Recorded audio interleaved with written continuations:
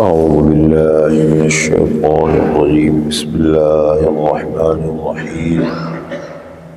ما كان لبشر أن يؤتيه الله الكتاب والحكم والنبوة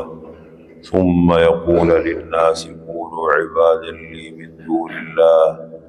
ولكن كونوا ربانيين بما كنتم تعلمون الكتاب وبما كنتم تدرسون ولا يأمركم أن تتخذوا الملائكة والنبيين أربابا أيأمركم بالكفر بعد إذ أنتم مسلمون۔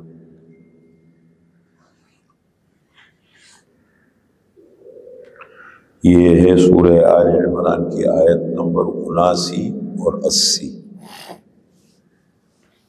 دو آیتیں ہیں۔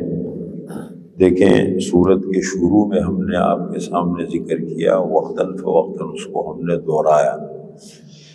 کہ سورہ آل عمران کا موضوع ہے نصارہ کی اصلاح اور مسلمانوں کے لیے ضروری احکام۔ یہ اصل مین عنوان ہے سورت کا۔ ان کے جو عقائد خراب ہو گئے تھے، ان کی سوچ میں تبدیلی آئی تھی، ان میں خرابیاں پیدا ہو گئی تھی، ان کا اللہ نے ذکر کیا ہے۔ پھر ایک وفد آیا تھا سن 9 ہجری میں، نجران کی عیسائیوں کا ایک وفد آپ صلی اللہ علیہ وسلم کی خدمت میں آیا۔ اصل میں عرب تھے لیکن یہ عیسائی بن گئے تھے حق کی تلاش میں۔ پھر ان کے بڑے مفادات وابستہ تھے روم کے بادشاہ سے، تو یہ 60 افراد پر مشتمل وفد آیا۔ آنے کا اصل مقصد سیاسی تھا کہ ہم آئے ہیں کس لیے کہ مسلمانوں کی اور اسلام کی بالادستی کو ہم تسلیم کریں سیاسی طور پر، کیونکہ پورے جزیرۃ العرب پر مسلمانوں کا قبضہ ہو گیا، تو اب انہوں نے وفادار رعایا کی حیثیت سے رہنے کا مشورہ کیا کہ ہمیں رہنا چاہیے، ہمیں مقابلہ نہیں کرنا چاہیے۔ اور اس دوران چونکہ وہ تو ہوتا ہے نا فطری چیز ہے انسان کے اندر، وہ خاموش تو رہتا نہیں ہے، انہوں نے بحث و مباحثے بھی کی بہت بڑا۔ وہ آپ صلی اللہ علیہ وسلم نے جب ان کو، آپ کی عادت مبارکہ یہ تھی کہ مہمان جب آتے تھے تو رات کو اس کو تقسیم کر لیتے تھے، لوگوں پہ تقسیم کرتے تھے، بھائی 2 بندے آپ لے جاؤ، 2 آپ لے جاؤ، 3 آپ لے جاؤ، جس کی جتنی گنجائش اپنے پاس رکھے، تو ان کے کھانے کا بھی انتظام ہو جائے گا اور ان کی رہائش کا بھی انتظام ہو جائے گا۔ مسجد میں تو رہنے کا تھوڑا مشکل ہوتا تھا، تو جب آپ صلی اللہ علیہ وسلم نے ان کو، چونکہ تعداد ان کی زیادہ تھی 60 افراد تھے، تو آپ صلی اللہ علیہ وسلم نے ان کو صحابہ کے ذمہ لگائے کہ ان کو تقسیم کر کے ان کی ترتیب بنائے۔ انہوں نے منع کر دیا، کہنے لگے، ڈر گئے کہ کہیں ایسا نہ ہو ہمارے بندوں کو تقسیم کر کے اور مسلمان نہ بنا دے، اپنی طرف نہ کر لیں۔ تو انہوں نے فیصلہ یہ کیا کہ نہیں، ہم تو رہیں گے ایک ساتھ۔ کہنے لگے بھائی اتنا بڑا کھانے کا بندوبست ہمارے پاس انتظام بھی ایک ساتھ نہیں ہے، الگ الگ ہو جائیں گے تو ہر ساتھی اپنے ذمے کچھ لے لے گا۔ کہنے لگا ہمیں کھانے کی ضرورت نہیں ہے، ہم اپنا بندوبست کر لیں گے، بس ہم یہی مل کے رہیں گے۔ اب میں ٹھیک ہے، رہو سائڈ پہ رہو، اپنا وہاں رہنے لگے۔ اب بحث و مباحثے بھی چلتے رہے، آخر میں اس میں کچھ یہودی بھی بیٹھے ہوئے تھے۔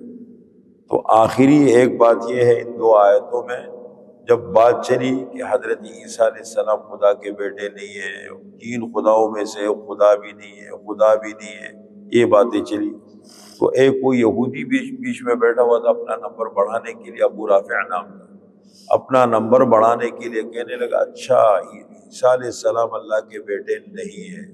عزیر علیہ السلام اللہ کے بیٹے نہیں، تو پھر تو آپ یہ چاہتے ہیں کہ لوگ میرے بندے بن جائیں۔ وہ دم چلے ٹائپ کے لوگ نہیں ہوتے، چمچگیر ہوتے ہیں نا ہر مجلس میں، کبھی اہل دنیا کے پیچھے بھاگ رہے ہوتے ہیں نمبر بڑھانے کے لیے، کبھی دین کی مجلسوں میں بیٹھ جاتے ہیں اور بس وہ دنیا کے مفادات شہرت کے لیے چلے بن جاتے پیچھے، اپنی سوچ تو ہوتی نہیں ہے، اپنا دماغ اور ڈمی بن کے چل رہے ہوتے ہیں لوگوں کے پیچھے، اور یہ ہر جگہ ہوتے ہیں۔ یہ عقل کی نعمت اللہ نے اس لیے دی ہے کہ انسان اپنے نفع نقصان کو سمجھے، دیکھے، یہ نہیں کہ ہر بندے کے ادھر ہاں میں ہاں ملا رہے، ادھر ہاں میں ہاں ملا رہے، دنیا کو خوش کر رہے۔ اب یہود اور عیسائیوں کی تو بنتی ہی نہیں ہے، یہودیوں کی اور عیسائیوں کی تو تاریخ گواہ ہے کہ اتنی سخت ترین دشمنی دنیا میں کسی کی نہیں ہے جو یہود اور عیسائیوں کے درمیان۔ وہ کہتے ہیں ہم نے حضرت مریم علیہ السلام کو ان کے نزدیک خدا ہے مقدس، وہ کہتے ہیں نعوذ باللہ یہ بدکار ہے، یہ کہہ دیا۔ حضرت عیسیٰ علیہ السلام کو خدا کا بیٹا کہتے ہیں، تین خداؤں میں سے خدا کہتے ہیں، خدا کہتے ہیں، یہ کہتے ہیں نعوذ باللہ ولد الزنا ہے، حرام سے پیدا ہے۔ اس طرح کی باتیں ان کے بارے میں، پھر پتہ نہیں مفادات کے لیے کیسے ایک بن جاتے ہیں۔ آج امریکہ ان کے پشت پہ بیٹھا ہے، برطانیہ بیٹھا ہے، دنیا بیٹھی ہے، یہ نہیں دیکھتے کہ مفادات۔ اسلام وہ کہتے ہیں نا، وہ ملنگ کے لیے کتے ایک ہو جاتے ہیں۔ کوئی ملنگ آتے ہیں نا علاقے میں، کتوں کی آپس میں نہیں بنتی، الگ الگ علاقے الگ تقسیم ہو، لیکن ملنگ کو دیکھتے ہیں سارے مل کے ایک ہو جاتے ہیں۔ اسلام کے لیے سارے ایک ہیں۔ یہاں قرآن نے ذکر کیا کہ وہی ابو رافع نے کیا کہا، ابو رافع یہودی نے کہا کہ اچھا پھر تو آپ چاہتے ہیں کہ آپ ہی سب آپ کے بندے بن جائے۔ اللہ نے قرآن میں اس کا بہترین جواب دیا، ما کان لبشر، کسی انسان کی یہ شان نہیں ہے،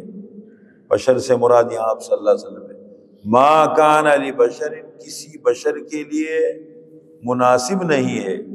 کسی بشر کی یہ شان نہیں ہے، ان یؤتیہ اللہ الکتاب، یہ کہ اللہ تعالیٰ اسے کتاب دے دے وحی کے ذریعے سے، والحکمت، اسے دانائی اور حکمت دے دے، والنبوت،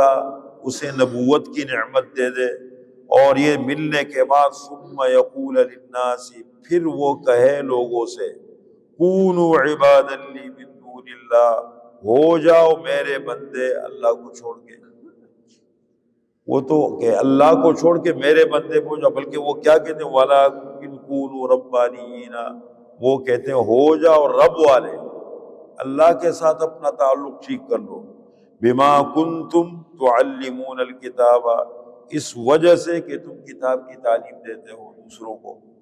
کتاب کی تعلیم دیتے ہو، وبما کنتم تدرسون، اور اس وجہ سے کہ تم کتاب خود پڑھتے ہو، کتاب پڑھتے پڑھاتے ہو، ولا یأمرکم ان تتخذوا الملائکۃ والنبیین اربابا، اور نہ حکم دے گا تمہیں یہ کہ بناؤ تم فرشتوں کو اور انبیاء کو رب، اللہ کو چھوڑ کر کے نہ یہ کہے گا کہ میرے بندے بن جاؤ، نہ یہ کہے گا کہ فرشتوں کو رب بنا لو اور انبیاء کو رب بنا لو۔ ایامرکم بالکفر، کیا وہ پیغمبر تمہیں حکم دے گا کفر کا، بعد اذ انتم مسلمون، بعد اس کے کہ تم مسلمان ہو، مسلمان ہونے کے بعد تمہیں کہے گا کہ تم کفر کی طرف آ جاؤ۔ وہ کبھی انبیاء انسانوں کا کٹا ہوا رشتہ اللہ کے ساتھ جوڑتے ہیں، اللہ کے ساتھ اپنا تعلق مضبوط کر لو، اپنا تعلق بہتر کر لو، اپنا تعلق قائم کر لو، یہ انبیاء کی دعوت، یہ نہیں کہ تم ہمارے بندے بن جاؤ۔ یہ دو آیتیں ہیں۔